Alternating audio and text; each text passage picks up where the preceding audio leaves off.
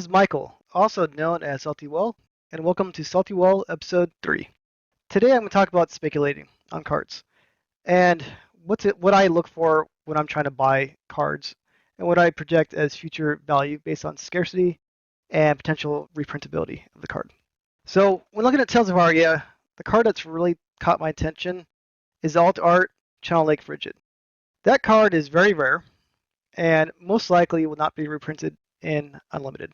Again, this is speculation, as there's no known facts for that, but based off previous trends, that's how I'm specking on that card. So when I opened up 30 cases of Tales of Aria, I only pulled one of those cards myself. So I looked at that. I think the card art is really good, and I needed to build up a collection myself, so I've been looking out and buying some this week. But let's take a step back to Crucible War, because you cannot look at the Tales of Aria in isolation. Crucible War had the first extended art with the twinning blade. That was a very unique finishing of that card. And I absolutely loved it.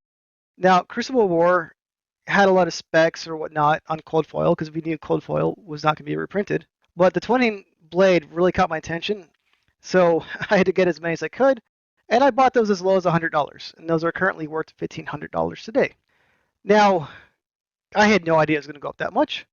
But I love that card, so I spec'd on it pretty hard. Now, that was the only card like that in Crucible War that was unique and has not been reprinted in Unlimited. Now, we had no idea that was not going to be reprinted in Unlimited, but my guess was that it would never be reprinted. Complete guess at the time, and if it was reprinted, the card may have gone down in value.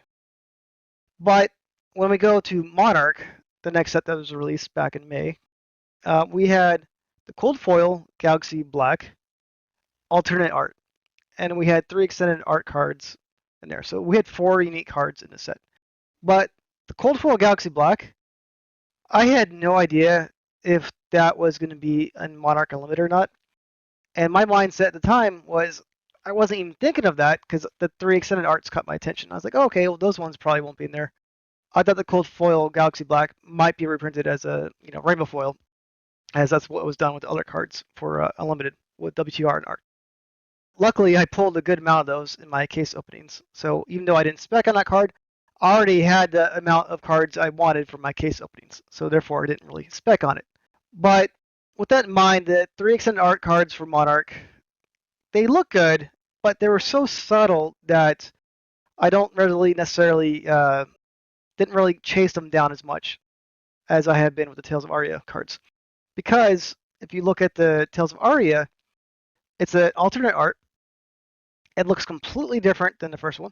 It has the same region and whatnot, so same card, you can tell what it is. But the card art is beautiful, and my guess is that it's not going to be in Unlimited. So with that in mind, is you have to consider the fact that that card is probably only being Tales First Edition, and based on what I'm seeing in Rarity, again, this is my personal experiences and what I've talked to others, it looks like it might be just as rare as the Fable. So that is how I'm going spec in cards, is I want that. Again, in general, you also look at playability cards or whatnot, but that card is unique. Now, Pulse's cold foil cards. Those probably replaced the other 3 uniqueness, so we have 4 unique cards in this set so far. Maybe there's more, and I'll get to that next. But the Pulse's cold foils under $100 seem like it's too cheap, so I'm specking on those as well. Now, I know if you look at Doomsday and Eclipse and Monarch, those cards are going for about $100, which I also think are underpriced. So with that in mind, I'm picking up more Pulses right now because those cards are pretty rare. Not as rare as Channel Lake Frigid Alt, but a rare card nonetheless. And the next card I'm specking on is Ram Shield. The reason why I'm specking on that one, first full art legendary, cold foil. And it's also the first legendary shield in the game.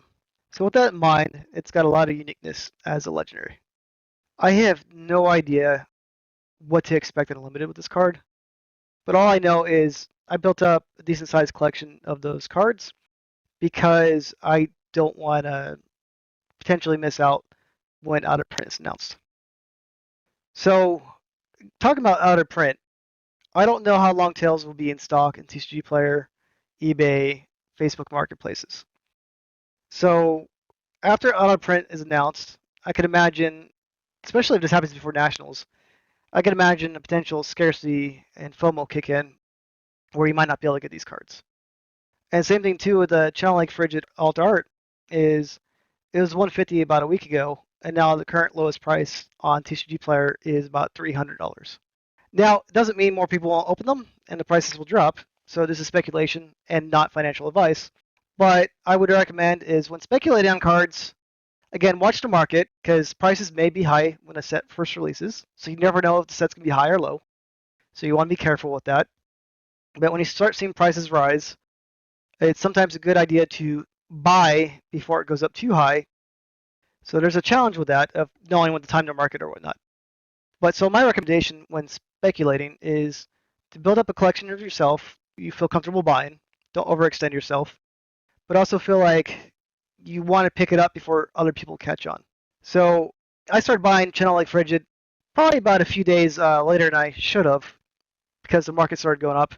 But with that in mind, I still picked up some, even though the prices rise, because I expect them to go up even more, knowing that they're probably as scarce as a Fable from Tales of Aria.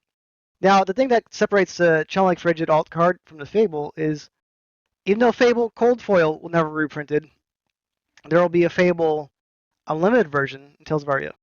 So there'll be more versions of that card that people could collect, whereas the Channel Lake Frigid alt card, again, speculating it's not going to be in Tales of Aria Unlimited. So the only way you can probably get that card will be the first edition. So those are just a few insights I have on how I speculate. Now I could go deeper into this in another episode, but this is how I'm looking at it. Tales of Aria from a Crucible War and Monarch perspective. And I'm really excited to see how the Ram Shield will be printed in Unlimited and see what kind of treatment it's going to get, how the card's going to look, and see if there's anything different or not. All right, everybody. Thanks for listening.